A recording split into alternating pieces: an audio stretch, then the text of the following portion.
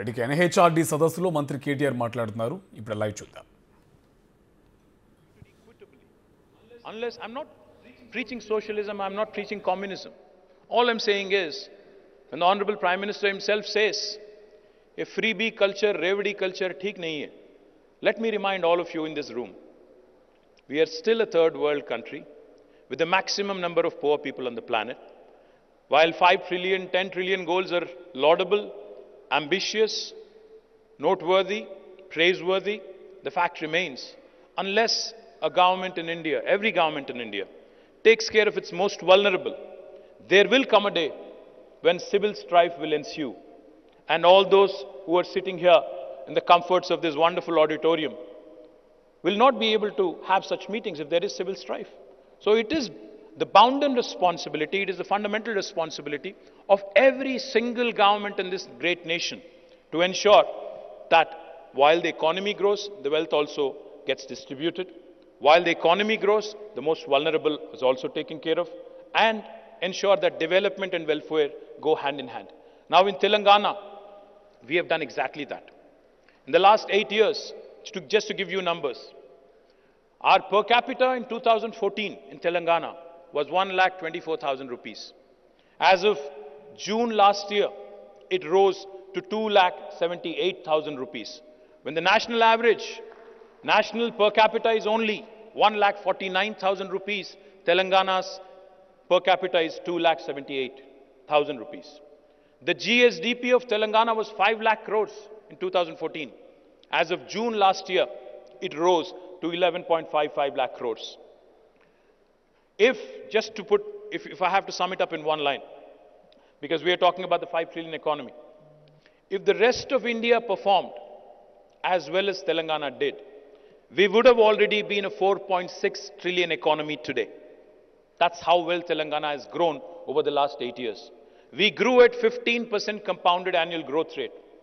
We are a state, in terms of population, we are only 2.5% of India, but we contribute 5% to the GDP of India.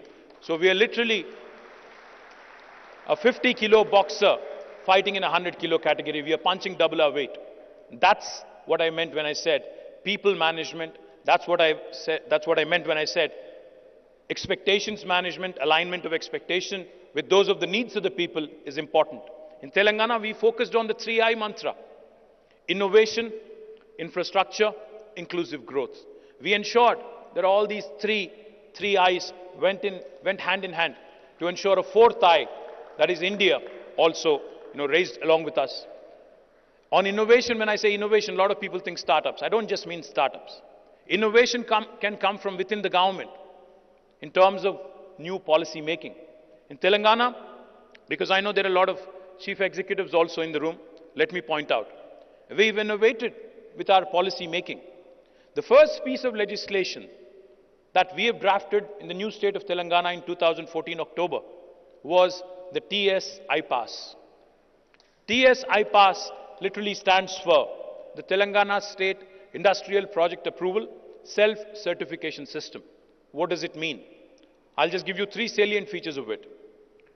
If you, as a chief executive, had to launch a new operation or a new factory in my state, you actually don't need to get a clearance from the government.